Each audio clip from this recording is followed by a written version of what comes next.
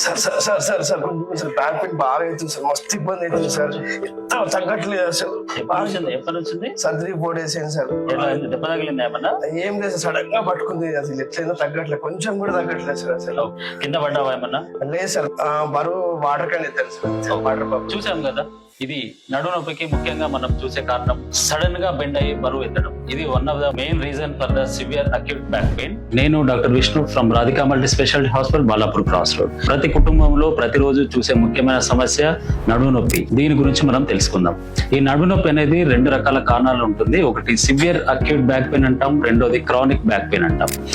Severe acute back pain రావడానికి ముఖ్య కారణం సడన్ గా మనం ఏదైనా వర్క్ చేసేటప్పుడు కానీ, బరువు ఎత్తేటప్పుడు కానీ, బెండ్ అవడం కానీ మూలంగా వచ్చేదే సివియర్ బ్యాక్ పెయిన్.